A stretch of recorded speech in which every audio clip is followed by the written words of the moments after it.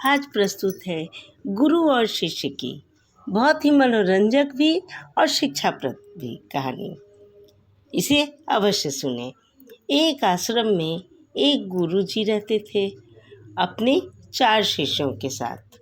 एक बार गुरुजी और शिष्य आश्रम में उगाए हुए फल और सब्जी बेचने बैलगाड़ी में बैठकर बाजार की तरफ निकले। बैलगाड़ी कहीं न रोकने का आदेश देकर गुरुजी सो गए। तभी अचानक एक ठोकर लगी और गुरुजी की पगड़ी गिर पड़ी। पर जैसा कि गुरुजी का आदेश था, शिष्यों ने बैलगाड़ी नहीं रोकी और पगड़ी नहीं उठाई। जब गुरुजी की नींद टूटी तो उन्हें अपने शिष्यों की मूर्खता पर बहुत गुस्सा आया। इस बार सोने से पहले गुरुजी ने आदेश दिया कि बैलगाड़ी में से जो भी गिरे उसे उठाना है। कुछ दूर जाकर बैलों ने गोबर कर दिया। अब शिष्यों को तो बात माननी ही थी, तो उन्होंने बैलगाड़ी रोकी और गोबर को उठा लिया और वो भी गोबर गुरुजी के बगल में रख दिया। फिर जब गुरुजी की नींद टूटी तो उन्हें अपने शिष्यों की मूर्खता पर बहुत गुस्सा आया।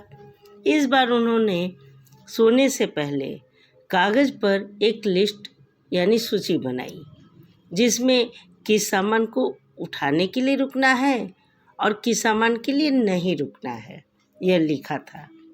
बैलगाड़ी कुछ दूर चली और फिर उसमें ठोकर लगी।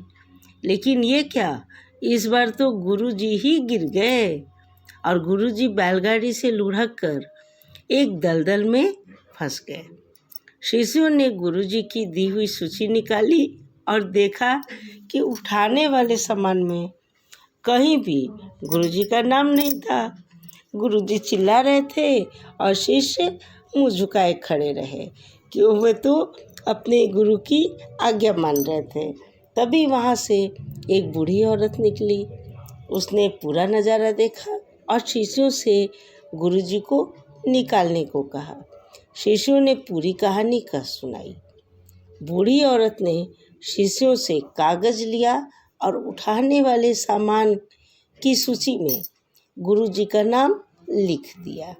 फिर शिष्यों ने गुरुजी को बाहर निकाला और सब वापस आश्रम चले गए।